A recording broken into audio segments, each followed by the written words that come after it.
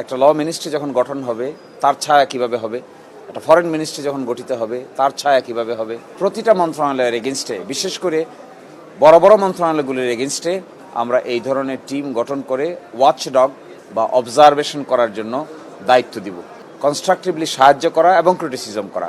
ভালো কাজ করলে অবশ্যই সাহায্য করা হবে, আর যদি ভালো কাজ না করেন অবশ্যই কড়া একাডেমিক সমালোচনার সম্মুখীন হতে হবে। যা ইচ্ছে তাই করেন, তবে আমরা তার বিরুদ্ধে সংসদে এবং সংসদের বাইরে গঠনমূলক সমালোচনা নিয়ে হাজির হব। এটার নামেই ছায়া মন্ত্রিসভা। সরকারে যেতে পারে নাই, তাদের ভূমিকা কনস্ট্রাকটিভ হওয়া প্রয়োজন, এবং আমরা এটা একে একে আপনাদের সামনে এই কনস্ট্রাকটিভ ভূমিকা কেমন হবে তা আমরা প্রকাশ করব।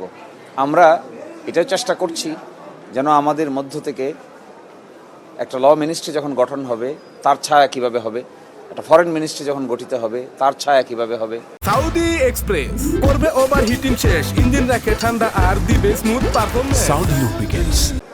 একটা ফাইন্যান্স মিনিস্ট্রি যখন গঠিত হবে তার ছায়া কিভাবে হবে, একইভাবে কমার্স মিনিস্ট্রি যখন গঠিত হবে তার ছায়া কী হবে, স্বরাষ্ট্র মন্ত্রণালয় যখন গঠিত হবে তার ছায়া কী হবে।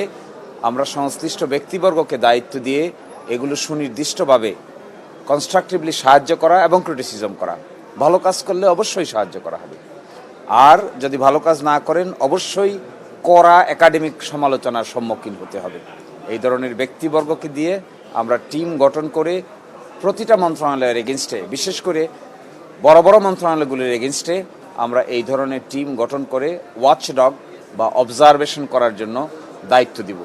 একই সাথে আমরা চেষ্টা করব ভালো কাজ যদি তারা করেন তাহলে অ্যাপ্রিসিয়েট করা, আর যদি ভালো কাজ না করেন, বেআইনি কাজ করেন, আইন ভায়োলেট করেন, ইচ্ছামতো কাজ করেন, যা ইচ্ছে তাই করেন, তবে আমরা তার বিরুদ্ধে সংসদে এবং সংসদের বাইরে গঠনমূলক সমালোচনা নিয়ে হাজির হব।